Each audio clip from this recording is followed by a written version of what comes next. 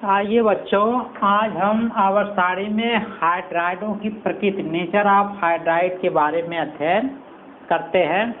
यानी कि आज हम ये जानने की कोशिश करेंगे कि किसी वर्ग में ऊपर से नीचे चलने पर तत्वों के हाइड्राइडों के अम्लीय और क्षारीय गुण कैसे प्रभावित होते हैं। सबसे पहले बच्चों आप ये जान जाइए कि अगर अम्लीय गुण बढ़ता है तो क्षारीय गुण क्या होगा, घटेगा। अगर अम्लीय गुण घटेगा तो क्षारीय गुण क्या होगा, बढ़ेगा। एक दूसरे के विपरीत होंगे। तो अब देखिए बच्चों, अगर मान लीजिए एक वर्ग हम लेते हैं, यहाँ पर मान लीजिए वर्ग नंबर 1 ले लिए, और ये देखें यहाँ आवर्त हो जाएगा 1 2 3 4 5 6 और फिर 7। इसमें हाइड्रोजन हो गया, इसमें आपका लिथियम हो गया, फिर यहाँ सोडियम हो जाएगा, पोटेशियम हो जाएगा, रुबिडियम हो जाएगा, सीजियम हो जाएगा, उसके बाद क्या हो जाएगा, फ्रांसियम हो जाएगा। अगर हम इनके हाइड्राइड बनाएं तो देखिए बच्चों क्या बन जाएगा। हाइड्राइड का मतलब कि उन तत्वों के साथ हाइड्रोजन जोड़ देंगे तो उसका क्या बन जाएगा, हाइड्राइड बन जाएगा।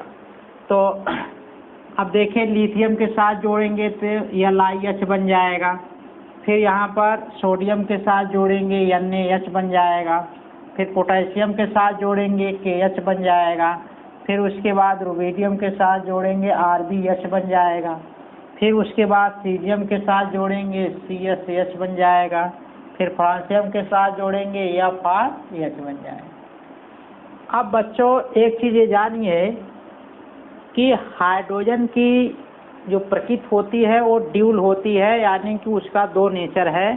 वो धनायन भी बनाता है, ऋणायन भी बनाता है। वो जुड़ने वाले तत्वों के विद्युत ऋणात्मकता पर निर्भर करता है। अगर किसी धनी विद्युत तत्व से जुड़ रहा है तो वहाँ वो ऋणायन का काम करेगा। अगर ऋण विद्युतीय तत्व से जुड़ रहा है तो वहाँ पर क्या है, धनायन का काम करेगा। क्योंकि हमेशा जब यौगिक बनता है तो धनायन और ऋणायन की सहायता से बनता है। तो यहाँ देखिए जो हमारा lithium, sodium, potassium, rubidium, caesium, francium है, क्योंकि पहले समूह में है इसलिए इनकी बाह्यतम कक्षा में 1 इलेक्ट्रॉन है। तो हमने बताया है कि अगर बाह्यतम कक्षा में 1 2 3 इलेक्ट्रॉन होते हैं तो इलेक्ट्रॉन त्यागने की प्रवृत्ति रखते हैं, यानी कि धनायन बनाने की क्षमता है उनमें, यानी कि उनमें धनायन बनाने की प्रवृत्ति होती है। तो अब बताइए अगर लिथियम इलेक्ट्रॉन त्याग दिया तो यहाँ Li पॉजिटिव बन जाएगा, फिर सोडियम पॉजिटिव बन जाएगा, उसी तरह आपका पोटेशियम पॉजिटिव बन जाएगा, रुबिडियम पॉजिटिव बन जाएगा, फिर सीजियम पॉजिटिव बन जाएगा, फिर फ्रांसियम आपका पॉजिटिव बन गया। तो और यहाँ से आप देख भी सकते हैं बच्चों कि हाइड्रोजन यहाँ सबसे ऊपर है। तो हम किसी वर्ग में ऊपर से नीचे चलते हैं तो विद्युत ऋणात्मकता क्या होती है, घटती जाती है। इसका मतलब कि इन तत्वों से ज़्यादा विद्युत ऋणात्मकता हाइड्रोजन की होगी। तो यहाँ पर जब इनके साथ हाइड्रोजन जुड़ेगा तो हाइड्रोजन किसका काम करेगा, ऋणायन का। तो ये ऋणायन का काम करेगा और ऋणायन के रूप में इनके साथ ये जुड़ेगा। तो अब देखिए जब ऋणायन के रूप में जुड़ रहा है तब इनको जब जोड़ेंगे तो इनका जो रिजल्ट मिला LiH बन जाएगा। इनका जो रिजल्ट मिलेगा हमारा वो क्या हो जाएगा, NaH बन जाएगा। इनका रिजल्ट KH बन जाएगा। इनका रिजल्ट क्या बन जाएगा, RbH बन जाएगा। उसी तरह इनका रिजल्ट CSH बन जाएगा। इनका रिजल्ट FrH बन जाएगा। तो कहने का मतलब कि हाइड्राइड में हाइड्रोजन किसका काम कर रहा है, यहाँ पर ऋणायन का काम कर रहा है। अब देखिए बच्चों अगर यहाँ पर ये ऋणायन का काम कर रहा है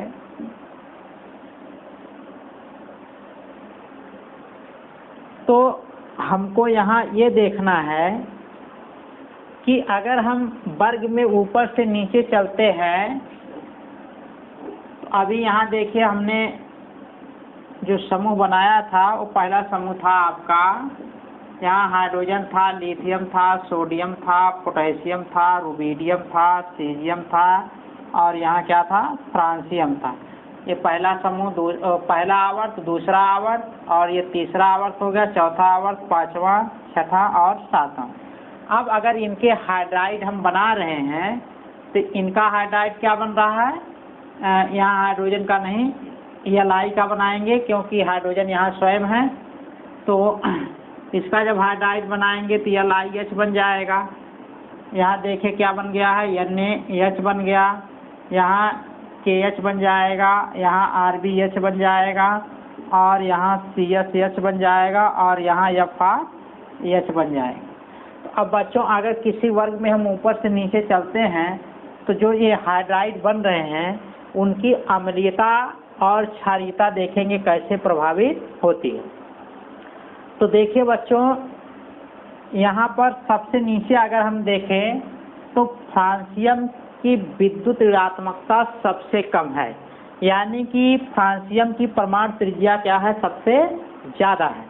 तो अगर इसकी परमाणु त्रिज्या ज़्यादा है तो इसका मतलब कि इसकी बाह्यतम कक्षा में जो इलेक्ट्रॉन है उस पर लगने वाला नाभिकीय आकर्षण बल क्या होगा, सबसे कम होगा। वहीं पर लिथियम में बाह्यतम कोश के इलेक्ट्रॉन पर लगने वाला नाभिकीय आकर्षण बल क्या होगा, सबसे ज़्यादा होगा।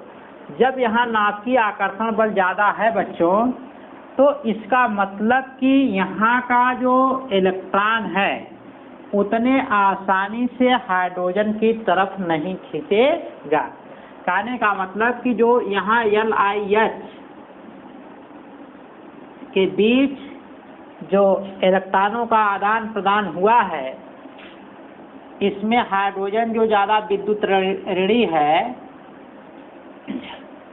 तो ये देखिए जब हाइड्रोजन ज़्यादा विद्युत ऋणी है लिथियम की अपेक्षा, यहाँ अभी हमने बताया है कि यहाँ ऋणायन का काम हाइड्रोजन कर रहा है, तो इनके इलेक्ट्रॉन को आसानी से हाइड्रोजन अपनी तरफ नहीं खींच पाएगा। तो अपनी तरफ नहीं खींच पाएगा यानी कि उतने आसानी से ऋणायन नहीं बन पाएगा हाइड्रोजन। देखिए हम जानते हैं कि जिस तत्व की विद्युत ऋणात्मकता ज़्यादा होती है उसकी अम्लता क्या होती है, ज़्यादा होती है। तो देखिए बच्चों, यहाँ पर लिथियम से हाइड्रोजन इलेक्ट्रॉन को आसानी से नहीं खींच पाएगा, यानी कि हाइड्रोजन आसानी से ऋणायन नहीं बन पाएगा। वहीं पर अगर हम फ्रांसियम H की बात करें, फ्रांसियम की जो परमाणु त्रिज्या बड़ी है, तो यहाँ देखिए जब परमाणु त्रिज्या बड़ी है तो जब ये दोनों आपस में जुड़ेंगे तो इनके बीच जो इलेक्ट्रॉनों का साझा है, तो चूंकि फ्रांसियम की विद्युत ऋणात्मकता क्या है, कम है, क्योंकि परमाणु त्रिज्या बड़ी है। तो जब इन पर नाभिकीय आकर्षण बल कम होगा परमाणु त्रिज्या बड़ी होने की वजह से, तो इस इलेक्ट्रॉन को हाइड्रोजन अपनी तरफ आसानी से खींच पाएगा, तो जिसकी वजह से यहाँ पर हाइड्रोजन क्या हो जाएगा, विद्युत ऋणी हो जाएगा। तो यानी कि हम यहाँ कह सकते हैं कि लिथियम की अपेक्षा, यानी कि हम यहाँ कह सकते हैं कि LiH में FrH की अपेक्षा आसानी से ऋण चार्ज हाइड्रोजन पर नहीं आएगा, और यहाँ देखिए हाइड्रोजन पर आसानी से ऋण चार्ज आ जाएगा। तो हम बता चुके हैं कि इलेक्ट्रॉन जिसमें खींचने की क्षमता ज़्यादा है, यानी कि ऋणायन बनाने की क्षमता ज़्यादा है, वो ज़्यादा अम्लीय होता है। तो यहाँ पर देखिए आसानी से हाइड्रोजन ऋणायन बनाएगा, इसलिए इसकी अम्लता क्या हो जाएगी, ज़्यादा हो जाएगी और इसकी अम्लता कम हो जाएगी।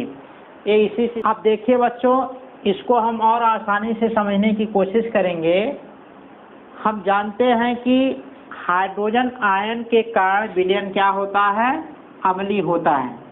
तो जितने ज़्यादा विलयन में हाइड्रोजन आयन होते हैं वो विलयन उतना ज़्यादा अम्लीय होता है। तो देखिए जितने ज़्यादा हाइड्रोजन आयन उसमें उपलब्ध होंगे उतने उस पर धनावेश होगा। धनावेश होने का मतलब ये है कि उतने इलेक्ट्रॉन की क्या है, कमी है। तो जहाँ पर जितने ज़्यादा इलेक्ट्रॉन की कमी होगी उतने आसानी से वहाँ पर इलेक्ट्रॉन खींचे जाएंगे। तो इन पॉजिटिव चार्ज को न्यूट्रल करने के लिए किसी दूसरे परमाणु से यहाँ पर इलेक्ट्रॉन आएंगे। तो जितने ज़्यादा हाइड्रोजन आयन होता है उतने ज़्यादा क्या होता है, इलेक्ट्रॉन की कमी होती है, इसलिए दूसरे परमाणु से उतने ज़्यादा मात्रा में इलेक्ट्रॉन ग्रहण किए जाएंगे। तो यानी कि इलेक्ट्रॉन का खिंचाव हाइड्रोजन आयन की तरफ होगा, तो जिसके कारण विलयन क्या होता है, अम्लीय होता है। तो इसी सिद्धांत पर आप यहाँ समझिए कि हाइड्रोजन आयन है धनायन के रूप में, तो ये इलेक्ट्रॉन की कमी महसूस करता है।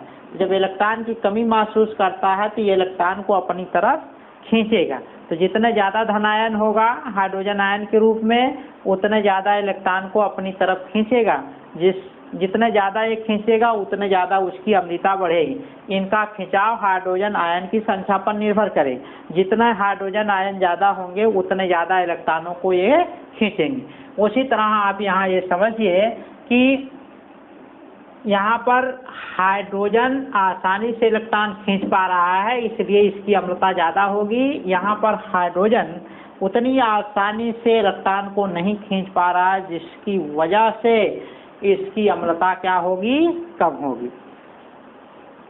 इस आधार पर आप बच्चों कह सकते हैं, हम कह सकते हैं कि किसी वर्ग में ऊपर से नीचे चलते हैं तो तत्वों के हाइड्राइडों की अम्लता बढ़ती जाएगी और क्षारीयता क्या होगी, घटती जाएगी। आपको यहाँ यही समझना है कि हाइड्रोजन कितने आसानी से इलेक्ट्रॉन को ग्रहण कर पा रहा है दूसरे तत्व से। जितने ज़्यादा आसानी से इलेक्ट्रॉन को ग्रहण करके ऋणायन बनाएगा उतने ज़्यादा उसकी अम्लता हो।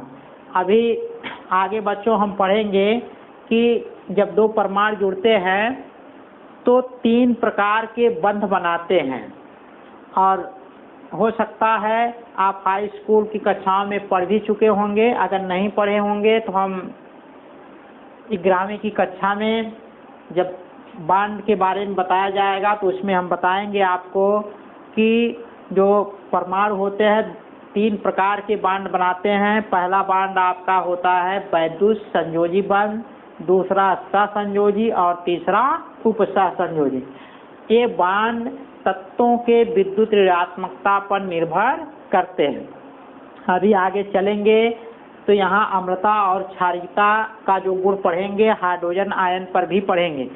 कहने का मतलब ये है कि जो यौगिक जितने आसानी से हाइड्रोजन आयन बना देगा उतने ज़्यादा अम्लीय होगा, जो कठिनाई से बनाएगा उतने कम अम्लीय होगा।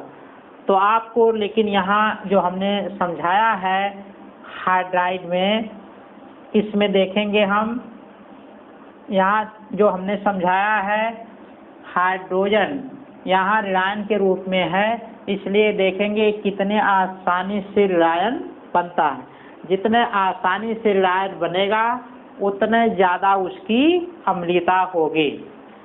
अभी देखिए अगर हम 7वें समूह को लेकर चर्चा करें तो देखें उनके हाइड्राइडों की अम्लता कैसे घटती बढ़ती है। देखिए अगर हम 7वें समूह को लेते हैं,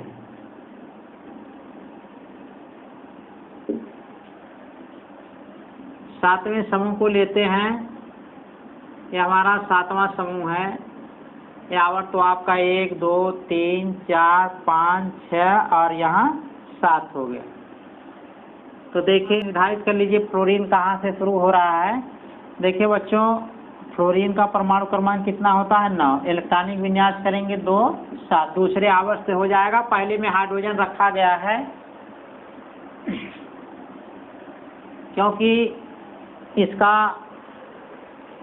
2 नेचर होता है, ड्यूल नेचर होता है। हाइड्रोजन धनायन और ऋणायन दोनों का काम करता है। ये 7वें समूह के समान 1 इलेक्ट्रॉन ग्रहण करके ऋणायन बनाता है। जैसे 7वें समूह के तत्व 1 इलेक्ट्रॉन को ग्रहण करके ऋणायन के रूप में आते हैं, उसी तरह हाइड्रोजन भी 1 इलेक्ट्रॉन ग्रहण करके ऋणायन के रूप में आते हैं। तो यहाँ देखिए हमारा फ्लोरीन हो गया, फिर क्लोरीन और यहाँ ब्रोमीन आयोडीन, फिर आपका एस्टेटाइन हो गया। अब देखिए बच्चों, अगर यहाँ हाइड्रोजन बनता है तो आपका क्या बन जाएगा, HF, और यहाँ HCl बन जाएगा, यहाँ HBr बन जाएगा, HI बन जाएगा, और HAT बन जाएगा। तो अब देखिए बच्चों, यहाँ आप समझने की कोशिश करिए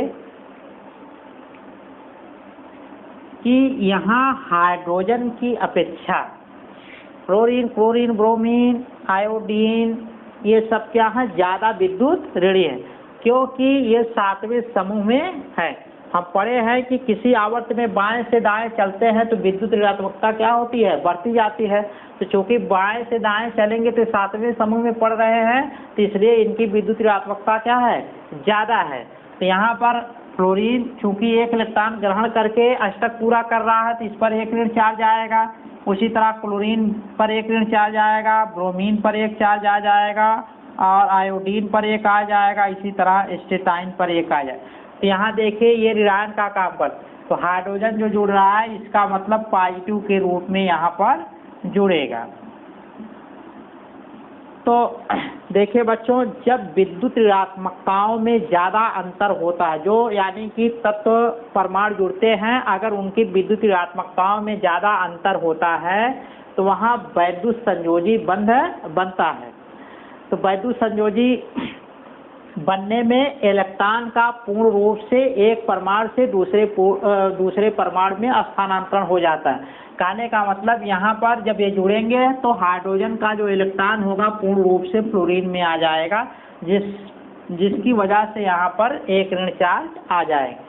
अभी आगे चलकर पढ़ेंगे, अगर विद्युत ऋणात्मकताओं में बहुत ज़्यादा अंतर नहीं होता है तो वहाँ आंशिक निगेटिव पॉजिटिव चार्ज आते हैं।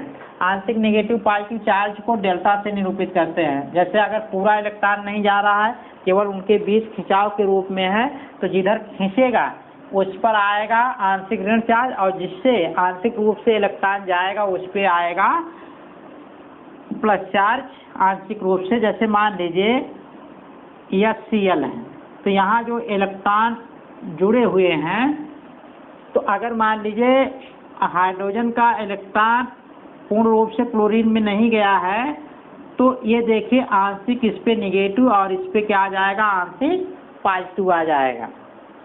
तो आंशिक निगेटिव पॉजिटिव को डेल्टा के रूप में दिखाते हैं।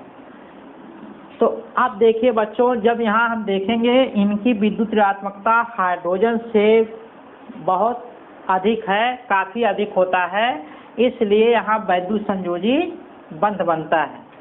तो वैद्युत संयोजी बंध जब टूटेंगे तो हाइड्रोजन आयन वहाँ से मुक्त होंगे। तो अब हमको ये देखना है कि किसमें हाइड्रोजन आयन आसानी से मुक्त होते हैं। तो देखिए बच्चों, जब हम किसी वर्ग में ऊपर से नीचे चलेंगे तो परमाणु त्रिज्या क्या होगी, लगातार बढ़ती जाएगी।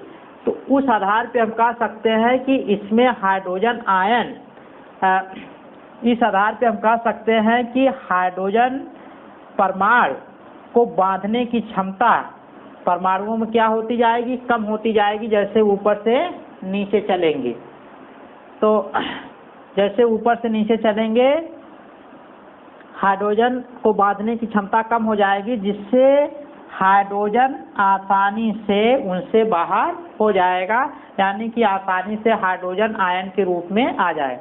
जितने ज़्यादा हाइड्रोजन आयन के रूप में आसानी से आएंगे उतने ज़्यादा उनका अम्लीय गुण बढ़ता जाएगा। इस आधार पे हम कह सकते हैं कि यहाँ सबसे नीचे जो यहाँ ATH के द्वारा जो आपका अम्ल बनेगा वो सबसे ज़्यादा अम्लीय होगा, और यहाँ F और H आयन की सहायता से जो अम्ल बनेगा वो सबसे कम अम्लीय होगा।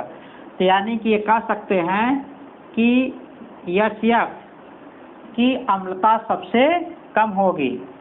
फिर उसके बाद देखिए HCl की ज़्यादा हो जाएगी इनसे, फिर BrH की हो जाएगी, उसी तरह IH की हो जाएगी सबसे ज़्यादा। इस आधार पे हम कह सकते हैं कि अम्लीय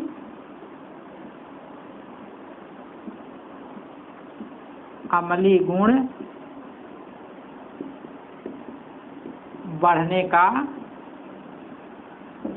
क्रम। और देखिए बच्चों, जब हाइड्राइड के रूप में हम, जैसे देखिए बच्चों, हम जब प्लस वाले के साथ दिखाए थे हाइड्राइड को, यहाँ हाइड्रोजन था आपका लिथियम, यहाँ सोडियम था, फिर पोटेशियम था, यहाँ रुबीडियम था, यहाँ सीजियम और यहाँ क्या था, फ्रांजियम।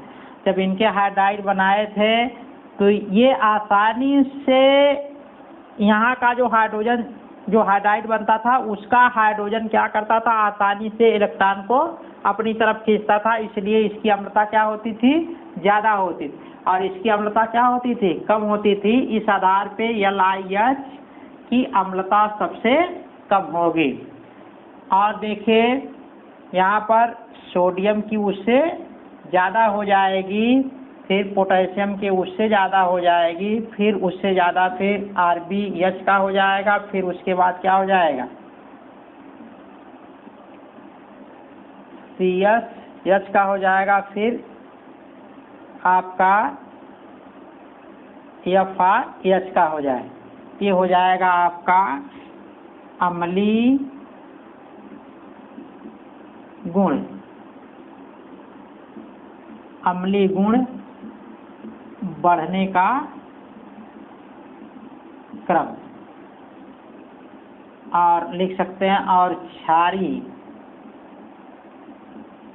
गुण घटने का क्रम। वही चीज़ यहाँ भी लिख सकते हैं, अम्लीय गुण बढ़ने का क्रम और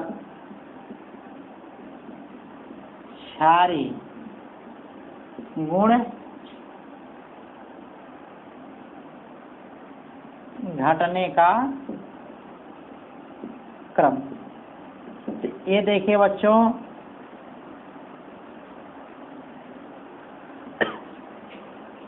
कहने का मतलब जब भी हम चाहे विद्युत धनी हो चाहे विद्युत ऋणी हो, उन तत्वों के साथ अगर उनके हाइड्राइड बनते हैं तो आप जान जाइए किसी भी वर्ग में ऊपर से नीचे चलेंगे उसकी अम्लता बढ़ती जाएगी और क्षारीय गुण जो होगा वो घटता जाएगा। आप इसको हमेशा याद रखिए। यहाँ लिखा भी गया, किसी वर्ग में ऊपर से नीचे चलने पर तत्वों के हाइड्राइडों की अम्लता बढ़ती है एवं क्षारीयता घटती है। इसका विश्लेषण अभी अभी हमने विधिवत की है। अभी अभी हम ऋण विद्युतीय और धन विद्युतीय तत्वों के हाइड्राइडों के अम्लता और क्षारीयता की चर्चा की है। तो आप बच्चों हमेशा याद रखिए कि कोई भी वर्ग होगा, हमेशा उस वर्ग में ऊपर से नीचे चलेंगे, उनके हाइड्राइडों की अम्लता बढ़ेगी और क्षारीयता घटेगी। ठीक है बच्चों, अगले गुण को हम फिर अगले वीडियो के लेक्चर में चर्चा करेंगे।